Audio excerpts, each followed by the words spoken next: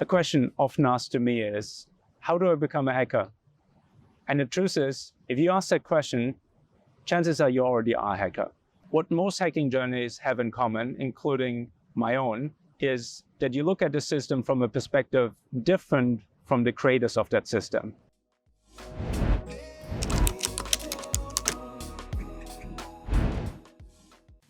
Hi, this is Carsten from Hacking Matters, where each week we explore the opportunities in cybersecurity.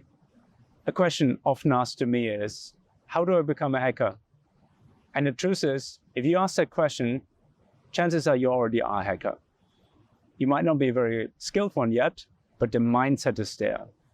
The hacking mindset is a perpetual curiosity about technology, wanting to understand how things work and how you can influence them to work differently. If you have that feeling, if you have that curiosity, your mindset is already that of a hacker. So the question becomes, how do I become a skilled hacker? First, you need to be able to program, to understand how complex technological systems work together, but also to process large amounts of data, which as a hacker you will have to do. The obvious language to start with is Python, partly because of the versatility of the language, but also because of the very large collection of existing libraries, modules that you can import into your Python code to get started quickly. So it really is the Swiss Army knife of programming languages. Golang is becoming as a very versatile language. Also not a bad place to start, especially if you want to go lower level or higher performance. And a notable mention to JavaScript, a language that you will encounter in exploring web applications, present of course on the web, but also in embedded devices and really everywhere else.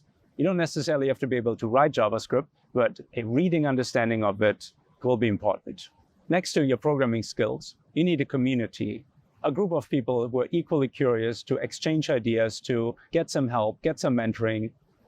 And those communities are found in different places around the world. The Chaos Computer Club, different DEF CON chapters around the world, but they're also found virtually. So if you don't have a DEF CON chapter or CCC in your city, there's plenty of places to go to online. And lastly, as your North Star, choose a target. Choose something that you think might have security issues. You don't really find much on the internet about this particular technology or system or device, but you're curious enough about it to say, I'll make that my North Star, and if needed, for several years. Now, that's not to say that you're only successful in your journey to become a skilled hacker if you actually end up hacking that system, but it gives you structure and it gives you guidance and it gives you something to strive for. Now you have your programming skills, your community, and that North Star you're aiming for that gives you structure. And next you'll go through many iterations of understanding people's hacks and trying to recreate them. And there's countless sources online where people in detail explain how to hack systems.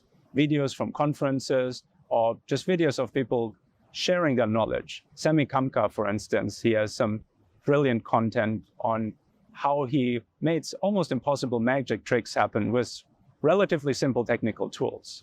So watch those videos, but then try to recreate the results of those videos, really showing that you understand every single part of the tool chain. A separate and equally good opportunity are playgrounds like Hack the Box that give you hacking targets that you know are vulnerable, but you have to figure out how exactly to exploit them. And they're getting more and more difficult over time. So it really is a nice learning arch that continues to reward you and challenge you in equal measure. My personal journey to add skill and experience on top of the curiosity I've always had started in grad school, where I was doing a PhD on privacy implications of RFID chips. Those chips that today are everywhere, back then people worried that this would disrupt people's privacy unless we could put good cryptography on those chips. And at the time, my PhD was about designing the cryptography that would fit on those chips, but I was so curious what the state of the art was.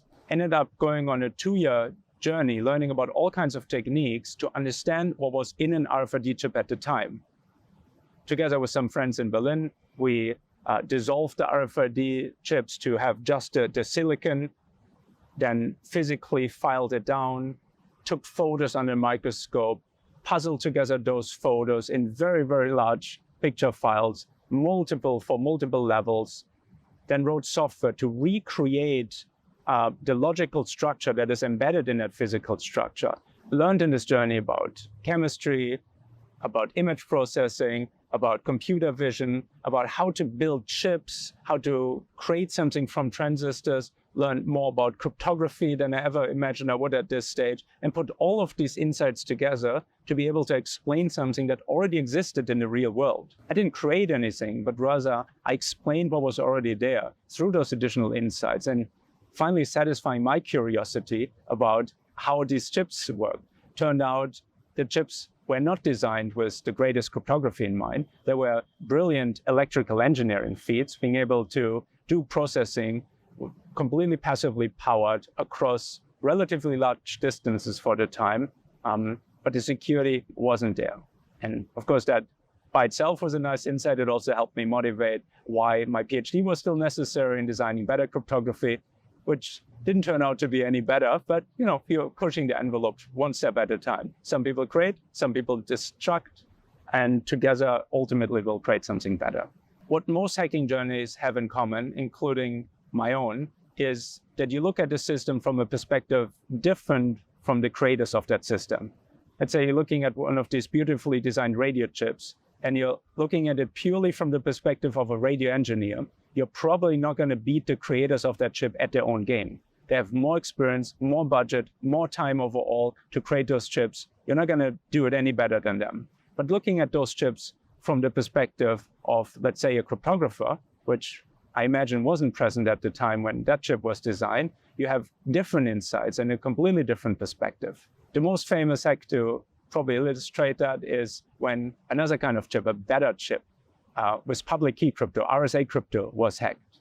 And public key crypto, of course, is very well understood in terms of mathematics. It's well understood how to port this onto the computer science level. It's well understood how to put this on the electrical engineering level. And these three really work well in concert to create what today we call smart cards. But then the first smart cards were hacked with just shining a light bulb onto them, physically inducing light onto the smart card. So after countless hours of mathematics, computer science, and electrical engineering had shown that these are unhackable systems, a single light bulb would hack those systems. And that's because of the photoelectric effect. You induce light into silicon that creates electricity, kind of random places, like a solar panel almost. And that electricity can flip bits. And if you flip anything in a public RSA key, that becomes an insecure RSA key. So by using something outside of the understood realms of mathematics, computer science, and electrical engineering, something from the physical realm, hackers were able to penetrate smart cards. So you too want to look at systems from a different perspective than what the original creators had. If you're looking, for instance, at a car, assume that the car manufacturer is very good at safety, failover systems, but they might not be very good at security, IT security yet, because that's not their experience. If you're looking at a car component, assume that the creators are very experienced in safety, failover systems. You won't easily be able to trip that system up by just inducing faults. However, those same people might not be as experienced in IT security, hardening settings, using standard software, web applications. So focus where you think you know more than the creators of the system. And if you don't yet, that's exactly your North Star. That's what we are striving to learn as hackers, to satisfy that perpetual curiosity. Let me know what you think about this. Share your experience. I'd love to hear from you. Maybe have some more in-depth discussion at a future point. Until then, happy hacking.